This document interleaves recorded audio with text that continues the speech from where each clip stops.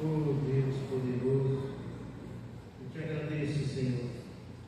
Te agradeço, meu Deus, primeiramente pela grata oportunidade, Senhor, e pelo privilégio, pela honra, Senhor, de estar aqui no teu altar, meu Pai, e poder compartilhar da tua palavra.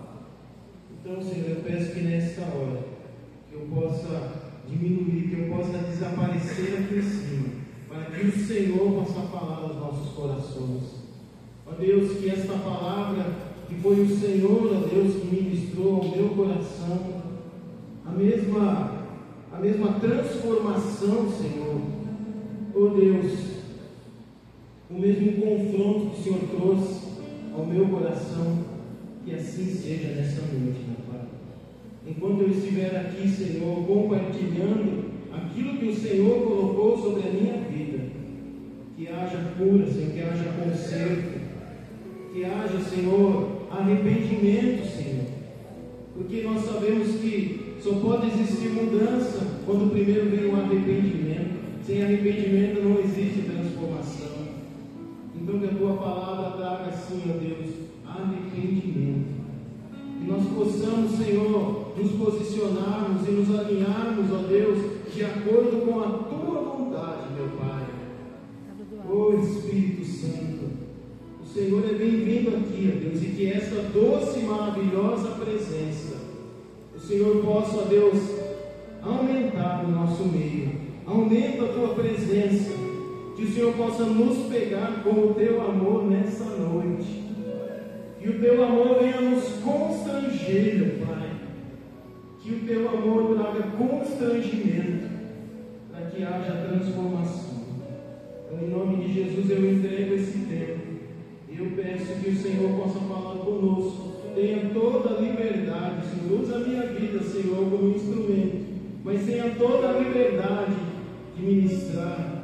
Que a porção que o Senhor reservou para esta noite, ela seja derramada, meu Pai, para a glória do teu nome. Em nome de Jesus. Amém. Podeis sentar.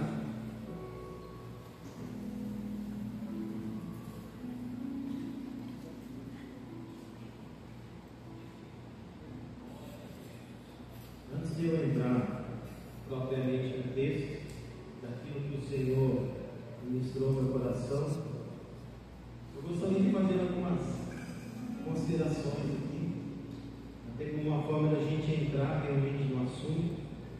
Para quem tem participado da escola bíblica, vocês sabem que nós estamos falando a respeito das dispensações, porque Deus, Ele dividiu toda a história de Gênesis a Apocalipse em 7 períodos, que nós também chamamos de dispensações.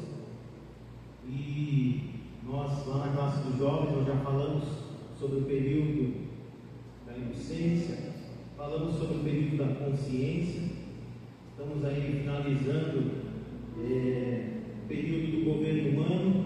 Depois nós temos a patriarcal, a lei, a graça, e é o período que nós estamos hoje, e por último, o milênio.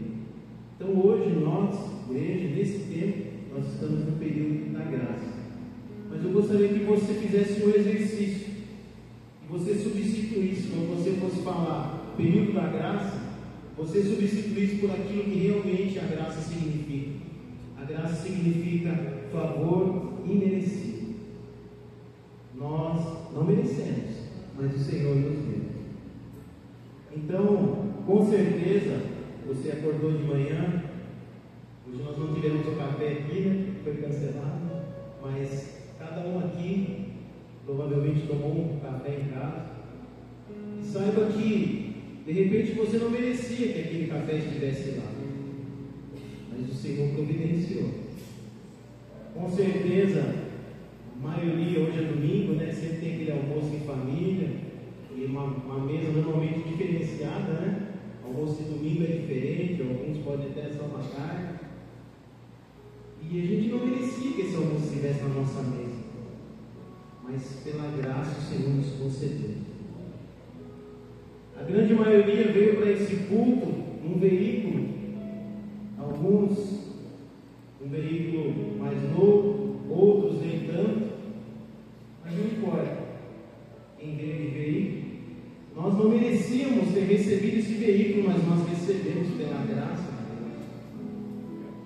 Então, há momentos que a gente precisa inverter, porque a gente parece que se acostuma. E fala graça, parece que é algo assim tão fácil, tão simples. Eu tenho repetido muitas vezes que é assim, a graça, ela é de graça, mas ela custou um preço muito alto. Custou aquilo que Deus tinha de mais valioso, que era o Filho dele, que era Jesus. Então a graça para nós, o favor que nós não merecemos, o Senhor deu aquilo que Ele tinha de mais valioso para nos alcançar. Então pense nisso, pense que você não está no período da graça, mas você está no período onde nós estamos recebendo aquilo que nós não merecíamos. E aí eu quero entrar no texto, porque a gente vai falar de um personagem bíblico, de um servo de Deus, um homem abençoado, mas que quando ele foi chamado, nas circunstâncias que ele foi chamado, muitas pessoas apontaram para ele e falavam assim, mas ele não merecia. E de repente, às vezes a gente tem esse ímpeto, de querer direcionar quem merece ou quem não merece, mas a gente esquece que nós também não merecíamos, mas nós fomos alcançados. Amém? Então, coloca para mim em Mateus capítulo 9. Eu quero ler a partir do versículo 5. Vamos ler alguns versículos, comentar algumas coisas. Tem inúmeras lições que o Senhor deixou aqui para nós, e a gente vai falar um pouco disso. Em nome de Jesus. Glória a Deus. A partir do versículo 5. Que é mais fácil dizer: os seus pecados estão perdoados, ou levanta-se e ande? Mas, para que vocês saibam que o Filho do Homem tem na terra autoridade para perdoar pecados, disse ao paralítico: levante-se, pegue a sua maca e vá para casa. Ele se levantou e foi. E vendo isso, a multidão ficou cheia de temor e glorificou a Deus, que dera tal autoridade aos homens. 9. Passando por ali, Jesus viu um homem chamado Mateus, sentado na coletoria, e disse-lhe: siga-me. Mateus levantou-se e o seguiu. Agora você põe o 10 e dá uma paradinha. E estando Jesus em casa, foram comer com eles e seus discípulos muitos publicanos e pecadores. Dá uma paradinha. Aqui, o Senhor Jesus, que era um evangelista, aqui ele usa uma estratégia extraordinária. Ele está ali em Cafarnaum. Só para a gente entender, Cafarnaum era uma cidade onde Jesus operou muitos milagres. Boa parte do ministério dele foi ali. Mas isso não foi por acaso, porque Cafarnaum era uma cidade portuária. E por ser uma cidade portuária, então existia um movimento de pessoas que vinham de outros lugares, estavam sempre passando por ali. E obviamente que quando aquelas pessoas passavam ali e viam Jesus pregando, operando milagres, então quando elas voltavam para a região delas, obviamente elas falavam das maravilhas que Jesus estava fazendo. Então era uma estratégia missionária de levar o evangelho para mais longe, porque eram pessoas de outras regiões que estavam ali. E ali nesse dia Jesus ele usou uma estratégia extraordinária, porque você imagina, a gente viu ali que o paralítico chegou na maca e foi curado, ele saiu andando. Então as pessoas assim ficaram admiradas, que coisa extraordinária, que milagre maravilhoso. E aí depois a gente vai ver que a partir do versículo 9 o que acontece? Muita gente atrás de Jesus, muita gente, porque eles ficaram impressionados, extraordinário. E aí Jesus, aproveitando aquela multidão, eis que ele chega diante de Mateus. Mateus estava ali, ele era um publicano. O que era um publicano? Publicano era uma pessoa que cobrava os impostos, trabalhava para Roma. E naquele período os impostos eram pesados, muito pesados, e as pessoas sofriam com isso. Eu acho que não é muito diferente de hoje. Hoje nós estamos vivendo um período parecido, né? Taxa, tudo. Mas isso é uma outra história. Mas naquela época ele era assim. E Mateus, ele era o que? Judeu. E por ele ser judeu e fazer esse serviço para Roma, ele era odiado. Ele era odiado. As pessoas odiavam ele. E aí, no meio de toda aquela multidão, quem que Jesus resolve chamar? O mais odiado de todos. Porque Deus não vê da mesma forma que nós vemos. Deus, ele olha o nosso coração. E aquilo causou algo assim extraordinário. Por quê? Porque logo em seguida a gente viu aqui no versículo 10 que quando ele foi para casa, à mesa com os discípulos, muitos publicanos e muitos pecadores seguiram ele. Porque outros publicanos olharam e falaram: peraí, mas eu achava que a salvação era só para quem estava lá, só para a igreja, para quem está no templo. Ele chamou o publicano, então tem lugar para mim também. Tem lugar para mim também. Eu também tenho um valor. Você tem um valor. Deus tem um valor. Talvez a sociedade, as pessoas não te dêem um valor, mas você tem um valor. Jesus olhou ali para ele. E quando ele veio, muitos vieram atrás. Muitos. Porque aí caiu a ficha, puxa, não quer dizer que a salvação é para mim também? Eu que sou odiado, eu que sou rejeitado pelo meu próprio povo, a salvação é para mim. E assim aconteceu. E Jesus, ele nos chama, e só que quando ele nos chama, a palavra de Deus fala que a gente tem que vir como a gente está, mas não permanecer como está. Precisamos ser transformados, sim ou não? Conhecereis a verdade, e a verdade nos libertará. Só que a verdade não é simplesmente a palavra. A verdade é o próprio Jesus, porque Ele é a palavra viva. Ele diz: olha, eu sou o caminho, eu sou a verdade e eu sou a vida. Aleluia. Então nós precisamos sim conhecer a Bíblia, nós precisamos estar aqui na escola bíblica, mas você precisa se relacionar com essa verdade, porque senão a gente vai continuar do mesmo jeito. Tem pessoas que passam o tempo e a pessoa simplesmente só participa de culto, mas não amadurece, não cresce, não entendeu ainda que Deus tem muito mais para a nossa vida. Deus tem muito mais para a tua vida. O apóstolo Paulo fala que a nossa vida tem que ser novidade de vida todos os dias. Agora, por que não tem sido? Porque de repente você não conheceu. Talvez você um dia foi tocado por Deus como eu fui, e eu nem lembro que palavra que foi pregada naquele dia, porque já se foram aí 30 e alguns anos. Mas o certo é que eu fui lá para frente e o meu coração quase saiu pela boca. E a partir daquele dia minha vida foi transformada. Mas nós precisamos conhecer quem é essa verdade. E só há uma forma de conhecer essa verdade, é se relacionando com Ele.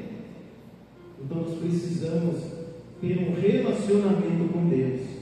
Sem relacionamento não tem como a gente ter base. De repente a gente vai ser levado pela primeira dificuldade, porque os problemas vão vir, as dificuldades elas vão aparecer, isso faz parte da nossa vida. Mas se a gente não tem base, se a gente não está firmado nele, se a gente não está firmado na verdade, a gente vai desanimar, vai desistir. E não é isso. Deus não nos chamou para sermos turistas. Nós não podemos ser turistas na fé. Nós começamos aqui e vai terminar na eternidade. Se esse não for o nosso foco, meu irmão, desculpa. Você corre um sério risco de se decepcionar. Você corre um sério risco de terminar o culto aqui amanhã, você retomar a sua rotina, porque eu sei que tem pessoas que não conseguem estar aqui na igreja durante a semana. Se você não tem uma rotina de relacionamento com Deus na tua casa, as lutas vão te sufocar. O pecado, ele vai te sufocar. A velha criatura vai te sufocar. Porque um dia, a minha velha natureza, ela foi morta. Quando eu desci as águas do batismo, o velho homem morreu.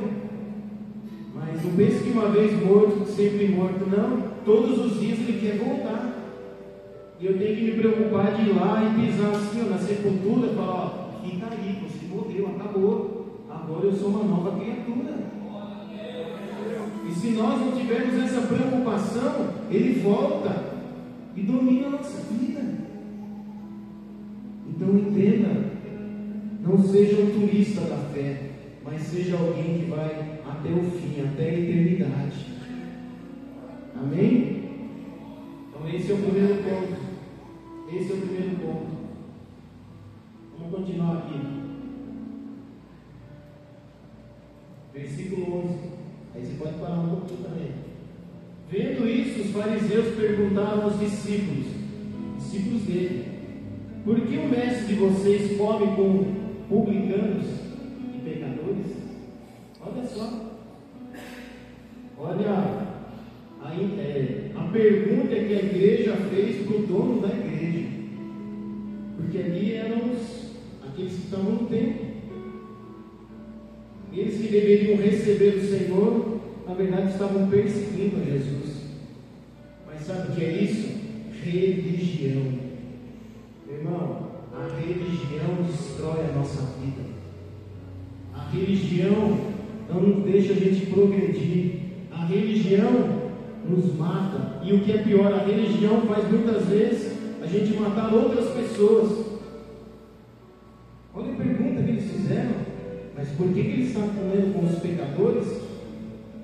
Sabe como Jesus era conhecido?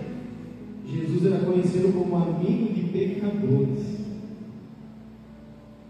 E eles se importavam com isso. Eles não queriam, eles achavam que existia um meio, que existia um padrão para a pessoa ser salva. Meu Deus, se fosse assim, coitadinho de mim, eu já estava morto por muito tempo. E eu acho que a maioria aqui também não existe padrão. O padrão é você aceitar Ele como único e suficiente Salvador. Mas aqui Jesus está expondo um outro ensinamento, algo que nós temos que tomar cuidado, porque Ele nos chamou sim, tem transformado a nossa vida sim, mas é para a gente só ficar deitado no berço esplêndido? Não. Para nós levarmos este amor, esse amor imerecido, essa graça maravilhosa, ela tem que ser compartilhada. Mas muitas vezes a gente acaba retendo. E assim como eles tinham uma visão totalmente fechada. Mas como? Por que ele está comendo? Como que ele está sentando à mesa com essas pessoas odiosas, com esses pecadores? Irmão, se o Senhor tivesse a mesma visão que nós temos, meu Deus, se o Senhor olhasse com os mesmos olhares que nós olhamos, se a gente for pensar, o povo de Israel não teria conhecido o rei Davi, porque quando o profeta Samuel foi lá na casa de Jessé, e Jessé reuniu os 7 filhos dele, não tinha nem chamado Davi. Qual foi o primeiro? Veio lá Eliabe.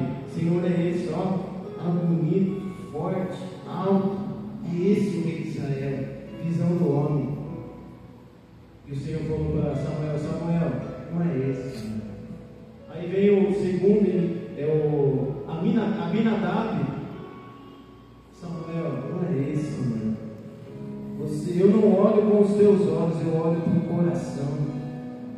Se o Senhor olhasse com os nossos olhos, Israel não teria conhecido o rei Davi. Porque assim passaram todos os filhos, e aí o Senhor falou assim, não é esse. E quando Davi entra, aquela pessoa que não tinha aparência, mas Deus olhou no coração e falou assim: é esse é o meu escolhido. Se Deus olhasse com os nossos olhos, nem mesmo o profeta Samuel estaria ali ungindo o rei Davi. Sabe por quê? Porque o profeta Samuel, ele não veio da linhagem de Eli, que era o sacerdote na época. Eli se corrompeu, seus filhos se corromperam, e Deus queria levantar ali um novo sacerdote segundo o coração dele.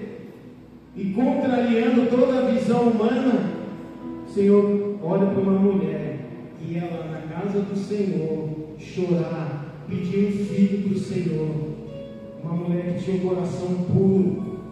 E Deus olha para Ana e fala assim: Ana, você tem um problema, eu também tenho um problema. Eu vou resolver o teu problema e você vai resolver o meu. Eu vou te dar um filho e você vai me dar um profeta. E assim nasceu o profeta Samuel, o único que exerceu os 3 ministérios: juiz, sacerdote e profeta. Se Deus tivesse os olhos que nós temos, nós não teríamos mais de 50% da Bíblia, que foi o apóstolo Paulo que escreveu. Quando ele mandou Ananias ir lá orar por Paulo de Tarso, Ananias falou assim: Senhor, mas aquele homem persegue a igreja, ele fecha a igreja, ele mata crente, como é que pode? E o Senhor olhou para Ananias e falou: Ananias, vai lá, eu tenho um propósito, eu quero usar a vida dele, vai lá, ora por ele. E Deus transformou a vida dele. E da vida do apóstolo Paulo saíram 14 cartas, porque eu considero que o Hebreus também foi escrito por ele. 14 cartas, um homem que perseguia a igreja. Esse é o poder de Deus, esse é o poder transformador do Evangelho. É isso. E Jesus estava ensinando para eles. É isso que Jesus estava ensinando para eles. Vamos seguir o 12 agora e o 13. Ouvindo isso, Jesus disse: não são os que têm saúde que precisam de médico, mas sim os doentes. Vão aprender o que significa isso. Desejo misericórdia, não sacrifícios, pois eu não vim chamar justos, mas pecadores. Louvado seja Deus por esta palavra, porque se Ele não tivesse vindo, nenhum de nós estaríamos aqui. Nenhum. Já pensou, irmão?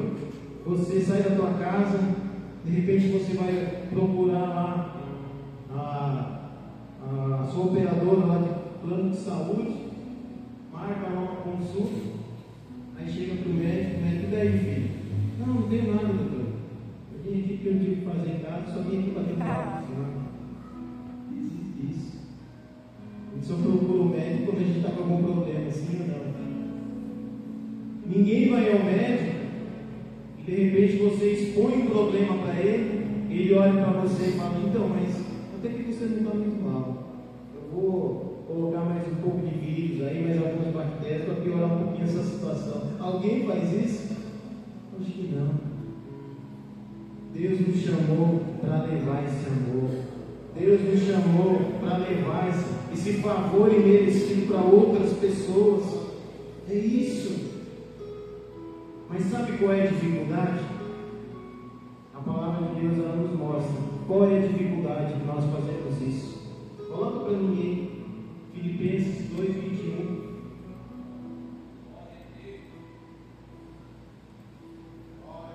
Aleluia, Jesus. Glória a Deus. 2:21. Pois todos buscam os seus próprios interesses e não os de Jesus Cristo. Essa é a dificuldade. Parece que hoje em dia a gente só busca as coisas que é para nós. Nós só se preocupamos com o nosso umbigo. É errado isso? Claro que não.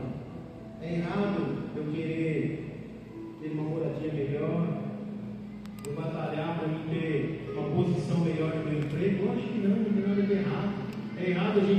desejar que os nossos filhos estudem nas melhores escolas, cursem as melhores faculdades? Claro que não. Mas os interesses de Jesus, você já parou para pensar? Qual que é o interesse de Jesus através da tua vida? Você já parou para pensar? Já refletiu sobre isso? Qual foi a última vez que você, em oração, chorou por alguma pessoa? Que não fosse teu filho, que não fosse teu pai ou tua mãe? Qual foi? Quando que você consagrou um jejum por uma família que de repente você nem conhece direito, mas você sabe que passa por tribulação? Qual foi o último jejum que você fez? Qual foi? Qual foi a última vez que você foi para um monte apresentar os pedidos de alguém que está lá num leito de enfermidade? Qual foi? Recentemente eu visitei o estive lá no GEPAS.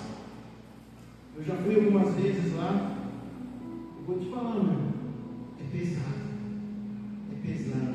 Eu não sei se alguém que já teve essa oportunidade. Alguns meses atrás eu fui visitar uma menina de 13 anos. 13 anos. E infelizmente o Senhor recolheu essa criança. É pesado. Mas é bom, a gente tem que ir. Porque às vezes você acha, nós achamos que temos problemas. E aí quando você vê uma criança que tem ali mais ou menos 4 anos, e se você for somar todos os dias de vida dela, quantos dias ela ficou em casa, não dá um mês. Talvez a gente fosse reclamar menos da nossa casa. Com certeza. Porque tem gente que reclama, só reclama. Não é porque essa casa é assim, porque essa casa é sábado. Irmão, vai lá um dia. Pede lá. Pede para visitar uma criança lá. Aquela criança ali está pedindo a Deus pelo menos um dia para ficar em casa. Mas não pode. Porque se sair dos aparelhos, já era. Então, eu não sei, parece que a gente está tão assim, se fechou tanto, se preocupa tanto. Ah, mas a minha vida, ah, mas o meu emprego, ah, mas aquela viagem. E o que Jesus quer fazer através da tua vida? Você já parou para pensar? Já parou para pensar quantas famílias estão lá esperando você se levantar para levar uma palavra de consolo, de conforto? Esses dias aí eu estava assistindo um rapaz, uma avenida, não foi aqui em São Paulo. E ele parou a moto assim, deixou numa praça, atravessou a avenida, foi lá e se jogou embaixo de uma carreta. Ficou lá. Daí chegou o irmão dele, as pessoas foram lá, queriam saber o que estava acontecendo. Ele falou: olha, meu irmão semana passada perdeu a esposa e a filha. Aconteceu um problema com gás na casa, pegou fogo, elas morreram queimadas. E não se conformava. Se jogou, se matou. Cadê a igreja? Cadê o povo de Deus? Cadê aqueles que foram lavados e remidos no sangue do Cordeiro para levar uma palavra para aquele homem? Para não deixar ele cometer uma loucura daquela? Cadê? Mas é o que a palavra fala, está aqui, ó. Porque todos estão buscando somente seus próprios interesses. Ah, Jesus, quando eu aposentar, eu vou fazer alguma coisa para o Senhor. Irmão, ninguém sabe o que é de manhã, ninguém sabe. Ninguém sabe. O tempo é hoje, o tempo é agora. O tempo é agora.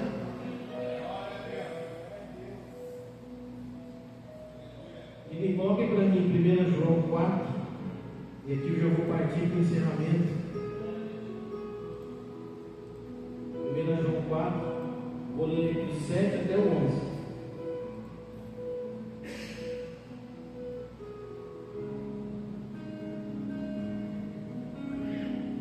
Amados, amemo-nos uns aos outros, pois o amor procede de Deus.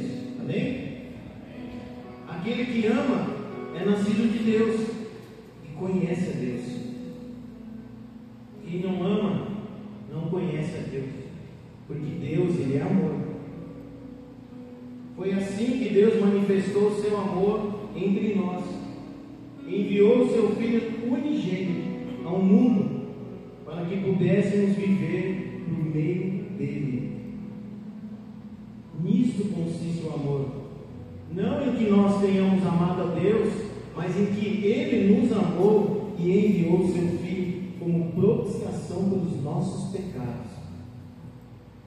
Amados, visto que Deus assim nos amou, nós também devemos amar-nos uns aos outros.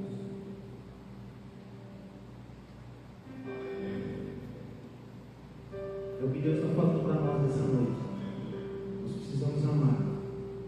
O nosso coração tem que queimar pelas pessoas. O nosso coração tem que queimar pelas almas. Porque a palavra de Deus diz: se ele não está queimando, tem alguma coisa errada. E com certeza não está em Deus. Está em nós. Nós precisamos consertar. Nós precisamos equilibrar as coisas. Se ainda existem poltronas vagas aqui na igreja, a culpa não é do pastor, e a culpa muito menos de Deus, porque nesse altar tem sido pregada a verdade. A culpa é nossa. Nós precisamos sair do nosso comodismo, precisamos sair da nossa zona de conforto. Ah, mas está tão bom, você não sabe a porta que Deus abriu para mim. Você não sabe aquela viagem extraordinária, como foi bom. Amém, aleluia. E o reino, o que você está fazendo para o reino? O que? Você só está nadando de braçada na bênção. E não tem nada de errado nisso. Isso é promessa de Deus. Mas e o reino? Vai chegar um momento que o Senhor vai pedir conta. O Senhor vai pedir conta. Sabe o que é pior? Coloque para mim, para encerrar essa. João 15, vai aqui do 1, por gentileza, põe.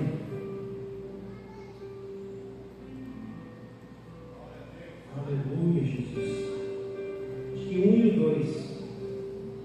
Eu sou a videira verdadeira, e meu Pai é o agricultor. Todo ramo que estando em mim não dá fruto, ele corta. E tudo que dá fruto ele poda, para que dê mais fruto ainda. Se nós estamos sendo podados, louvado seja Deus. Nós vamos dar mais frutos. Agora, se nós não damos frutos, a qualquer momento nós vamos ser cortados. E aí não vai ter jeito. Então é melhor nós refletirmos e analisarmos o que realmente, no que nós temos pensado. O que tem movido a nossa vida? O que tem motivado você a servir o Senhor? Já pensou nisso? Há quanto tempo que você está caminhando com Jesus? E o que te motiva a servir Ele? Nós não estamos aqui de uma forma aleatória. Tudo tem um propósito. Tudo tem um propósito. Deus, na sua soberania, Ele estabeleceu o propósito em todas as coisas. Basta cada um de nós descobrirmos. Nós temos as ferramentas, nós temos a palavra de Deus. Muito mais do que isso, nós temos o Espírito Santo habitando dentro de nós. Então não tem argumento. Ah, mas eu não sei, eu não consigo, meu irmão. Não tem argumento. O Espírito Santo está aí dentro de você. Não adianta você falar, mas não teve escola bíblica hoje, por isso que eu não descobri ainda. O Espírito Santo está aí, ó. Pergunta para ele. Sai um pouquinho da rede social. Para de ficar com um joguinho. Para de ficar aí vendo vídeo. Vai lá, tranca a porta do seu quarto. Vai lá orar, vai buscar a presença de Deus. E o Espírito Santo vai falar com você.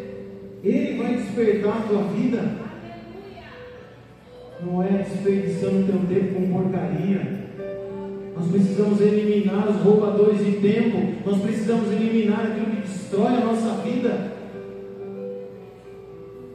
Às vezes a gente está vendo as coisas sendo destruídas e não tem poder de reação, porque não tem atitude, não se posiciona, fica esperando. Até quando nós vamos ficar só na fila da bênção? Jesus, Ele já fez tudo. Quando lá na cruz ele disse: ó, está consumado, ou seja, eu já fiz tudo. Agora é a nossa parte, agora é conosco. E na nossa vez nós vamos falhar. Na nossa vez nós vamos falhar, não. Em nome de Jesus, nós vamos nos levantar e fazer a diferença. Em nome de Jesus. Toda vez que houver um quebra-pau lá no seu condomínio, você vai chegar lá e falar assim: em nome de Jesus. Pai, vem cá, vamos conversar, senta aí. O que está acontecendo? Não entendo. Já ouvi da boca de crente falar assim: em briga de marido e mulher, ninguém mete a colher. Realmente, quem não tem amor, quem não conhece a Deus, não mete a colher. Mas se é servo de Deus, não mete só a colher, mete a mão e o óleo, vai lá e precisamos nos posicionar. Como é que a gente vai avançar? A gente está aí parado. E na verdade ninguém fica parado. Se nós estamos parados, nós estamos regredindo. Jesus disse: ó, quem não está comigo está contra mim. Quem não está ajudando está atrapalhando. Então, meu irmão, que nós possamos nos levantar nessa noite, em nome de Jesus. Amém? Se coloque de pé. Eu quero orar.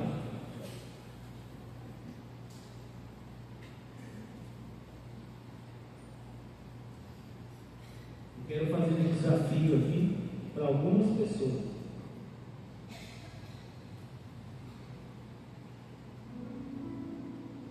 Eu queria que todos fechassem os olhos.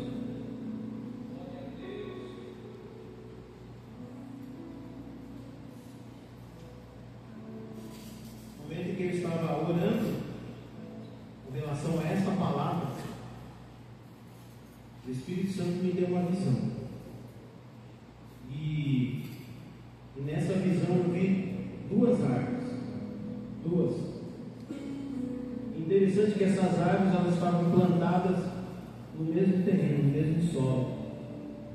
Era uma distância curta de uma para a outra. E eu vi nitidamente essas duas árvores.